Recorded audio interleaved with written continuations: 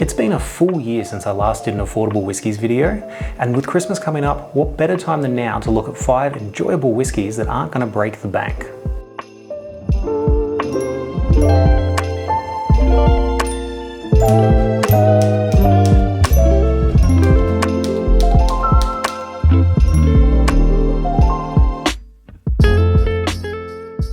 Hey guys, I'm Nath Martyn, the Whisky Scribe. I'm a whiskey enthusiast and I love all things whiskey. But taste is subjective and there's a lot of different whiskies out there. So whether you consider yourself a connoisseur or you're just looking to understand more about whiskey, let's explore it all together. If you want to see more from me, consider subscribing. I put up new videos every week. You can also follow me over on Instagram. And if you enjoy this video, please do give it a like. It really does help me out. Now when I talk about affordable whiskies, I'm talking about whiskies that are readily available in just about all countries, perfectly enjoyable when you drink them neat, but they're reasonably priced enough that you're not going to get upset when Uncle Gary mixes Coke with it. And rather than just offering 5 affordable whiskies, I also wanted to make sure that there was a few different flavour palettes in there that are going to suit different tastes. So I'm going to give you something that's definitely more on the budget end, a classic single malt Scottish whiskey, an Irish whiskey, something from Japan, and for the people who love a smoky whiskey, I'm going to have something that's big and peaty. Now last year, my Affordable Whiskies video, I set myself a price limit of $75, but we all know inflation sucks, so I've had to move that up to $80 this year. So this is going to be 5 whiskies that are all going to come in around about the $80 or less mark, and you're going to enjoy them. Now I'm going to kick this off with the budget whiskey of my budget whiskey list. And for that, you can't go past the Spey River Bourbon Cask finish. Spey River's whole range is great bang for buck whiskey, and the bourbon finish is no different. So this is a Speyside single malt whiskey that's been aged in American oak casks and then finished in first fill bourbon casks, which hints that those first casks are actually virgin oak, which is kind of unusual for single malt whiskey. It's a non-age statement whiskey, it's bottled at 40% ABV, and while it doesn't say it on the label, it is chill filtered and it does have colour added. And the flavour profile you're going to get in this is sort of things like your cereal sort of malts, some light fruity notes, a little bit of vanilla and a little bit of oak.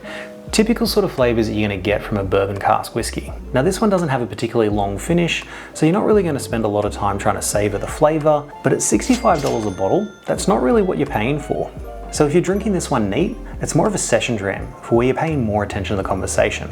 Otherwise, it's just a really good all-rounder. Now I had to include a classic, well-known single malt scotch, and for that I've gone with the Glenfiddich 12-year-old. This is one of the best-selling single malts in the world, and it's been this Speyside distillery's flagship bottling for over half a century, and for good reason. It's a 12-year-old whiskey that's been made with a marrying of bourbon and Oloroso sherry casks and bottled at 40% ABV. Now, it is chill filtered and it does have colour added, but that's because this whiskey is designed to suit a wider market, which is the exact reason it's in this list. So the flavours you get in this whiskey are soft, sweet, fruity notes like honeydew and pear, and there's a touch of butterscotch and subtle oak as well. It makes it a really enjoyable whiskey for single malt drinkers, but it's not offensive to people who aren't used to drinking scotch. It can be refreshing on ice, and the oak flavours do actually carry through nicely in a cocktail. This is a whiskey I can guarantee is available worldwide, and in Australia it retails for about $75 to $80. Next up is an Irish whiskey. And Irish whiskey has been making a bit of a comeback. And while Scottish whiskey prices are going up with Scottish whiskey popularity, there are still some new up-and-coming Irish distilleries where you can pick up good whiskey for affordable prices. Now Glendel is a relatively new Irish whiskey distillery. They started crafting gin and whiskey back in 2011. I've actually tried quite a few of their whiskies, and the Double Barrel is one of them.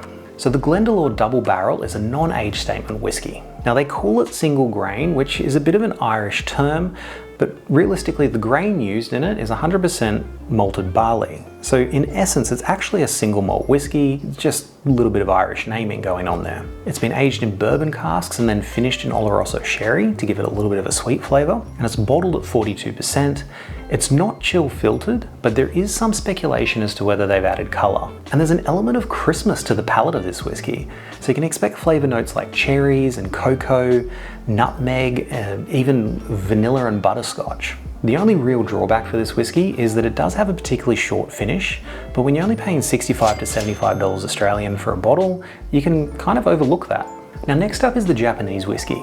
And Japanese whiskey has been doing really well these days. So much so that quite a lot of their single malts have gone up significantly in price, so that they're well out of the price range of most average whiskey drinkers. I remember once picking up a bottle of Hakushu 12-year-old for $90, which nowadays retails over $400. But prices like that aren't what this video is about. There are still affordable Japanese whiskies out there on the market, you've just got to know where to find them. The Suntory whiskey Toki is a blended whiskey made from Suntory's 3 distilleries, Hakushu, Yamazaki and Cheetah. It's a non-age statement whiskey bottled at 43%, and while there's not really much information about chill filtering and colour being added, if you've seen the whiskey it's an incredibly light straw colour, so you can assume that they haven't added any colour there. Now it is a blend in the Scottish sense, in that the whiskey that comes from Cheetah Distillery is a grain-based whiskey, so it's a combination of single malt and grain, but that doesn't really detract from the taste. The flavour profile has honey, orchard fruits like green apple, vanilla, and there's even a hint of peppermint. It's a really interesting, easy drinking whiskey when served neat, but it still allows the whiskey to shine when served in a highball or similar cocktails. And retailing at $80 a bottle in Australia, it's a much more affordable whiskey than a lot of the other Japanese whiskies on the market.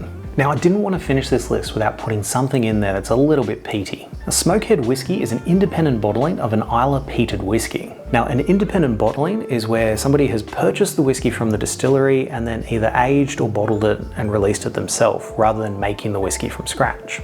Now, while the bottle is very gimmicky looking, it's clearly targeted its marketing at the younger sort of generation, the whiskey within is still a damn solid drop. Now, the spirit comes from an undisclosed distillery in the southern Islay region. It has those typical smoky peated notes that comes from the Islay region. So we're talking about a salty, very almost medicinal smoke. There's not much else information on the bottle itself, so all we know is it's a non-age statement, it's bottled at 43%, and we don't even actually know what barrels the whiskey has been aged in. That being said, I'd say there are some fortified wine casks in there because it does have some sweet flavour notes in there. So you've got that iodine-y, salty sort of smoke flavour, and it's sort of balanced out with some sweet actual sherry notes and a little bit of toffee and other sort of berry flavours that typically come from a fortified wine cask.